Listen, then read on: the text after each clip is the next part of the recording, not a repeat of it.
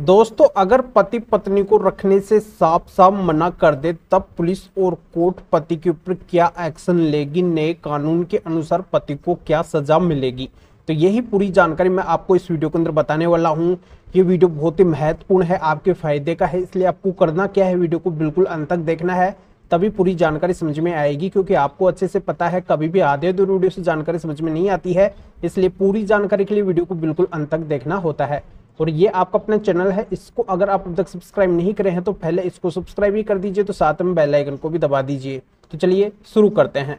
तो दोस्तों, यहाँ पे मैं अच्छे से आपको समझा देता हूँ, और इस बात का आपको भली बातें कई लोगों को पता भी है कि जब पति पत्नी का डिस्प्यूट हो जाता है, पति पत्नी के बीच में झगड़ा हो जाता है, तब पत्नी क्या करती है, पति को छोड़ के अपने मायके जा बैठती है। अब यहाँ पे बहुत से मामलों के अंदर देखने को मिलता है कि पत्नी वापिस से उसी घर के अंदर आना चाहती है, पति के पास में आना चाहती है, अपने सास ससुर के घर में आना चाहती है। तब पति अगर उस पत्नी को ना रखे, वो सास ससुर अपने बेटे की बहू को ना रखे, तब पुलिस और कोर्ट का क्या एक्शन होगा, तब उनको क्या सजा मिलेगी। तो यहाँ पे मैं सबसे पहले तो क्लियर कर देता हूँ कि अगर पत्नी गलत बर्ताव बना रही है, बेटे की बहू गलत बर्ताव बना रही है, तो उसके आपको एविडेंस बनाने हैं, उसके सबूत बनाने हैं, उसकी वीडियो रिकॉर्डिंग्स वगैरह करनी है। जैसे वो गाली गलौज कर रही है, धमकियां दे रही है, मार पिटाई कर रही है, या फिर और किसी तरीके से अभद्र व्यवहार कर रही है, वो एडल्ट्री के अंदर है, यानी कि तमाम उसकी जितनी भी गलतियां हैं उनके आपको एविडेंस बनाने हैं। जब वो आपको छोड़ के चली जाए, यानी कि जब आपसे अलग हो जाए, तब आपको एक काम और करना है,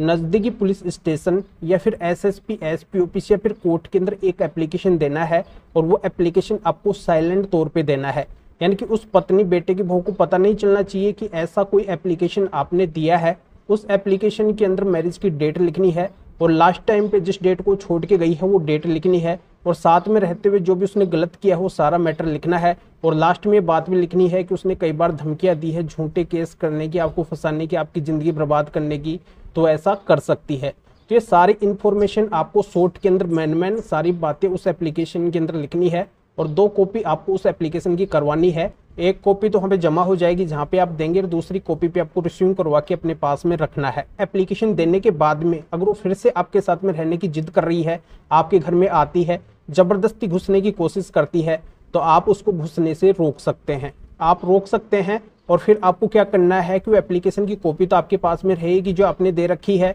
तो फिर आपको तुरंत पुलिस को इन्फॉर्म करना है कि ये देखो इस तरीके से पहले भी गलत करके गई थी, और इस बाबत हमने पहले भी आपके पास में एप्लीकेशन दिया है, और फिर से हमारे साथ में रहने की जिद कर रही है, हमारे घर में आना चाहती है, इसकी प्लानिंग है, इसके षड्यंत्र है, ये हमें फंसा सकती है, ये पहले हमें धमकी दे चुकी है, तो इसको हम नहीं रख सकते हैं। तो फिर पुलिस क्या करेगी, पुलिस वहाँ पे आएगी जरूर, पर पुलिस जबरदस्ती आपके साथ में नहीं करेगी, यानी कि आपको ये मजबूर नहीं करेगी कि आपको इसको रखना ही होगा। वो पुलिस पत्नी को ये बोलेगी या फिर बेटे की बहू को ये बोलेगी कि आपको कोर्ट के अंदर जाना चाहिए, और कोर्ट से ऑर्डर करवा के लेके आइए, तब हम आपको इस घर के अंदर एंट्री करवा देंगे। तो यहाँ पे पत्नी क्या करेगी, फिर कोर्ट के अंदर जाएगी, और कोर्ट के अंदर जाके ज्यादातर पत्नियां क्या करती है, घर में रहने का अधिकार लेने के लिए डीवी यानी कि डोमेस्टिक वायलेंस का केस फाइल करती है। जब वो कोर्ट के अंदर जाएगी, डीवी यानी कि डोमेस्टिक वायलेंस घरेलू हिंसा का केस फाइल करेगी, तो पति और सास ससुर के पास में, यानी कि जिनके अगेंस्ट भी वो केस फाइल करेगी, उनके पास में सूचना आएगी, नोटिस आएगा, और फिर उनको जो भी डेट मिलेगी उसके अंदर कोर्ट के अंदर जाना है,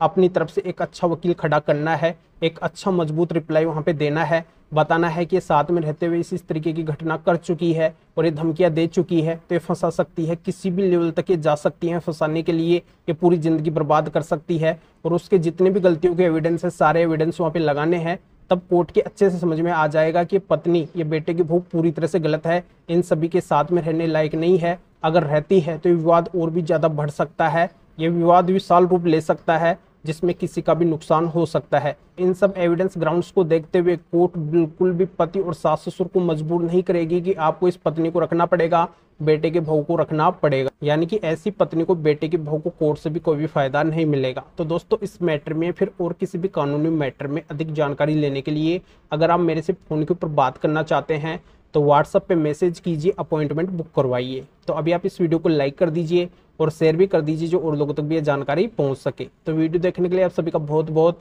धन्यवाद।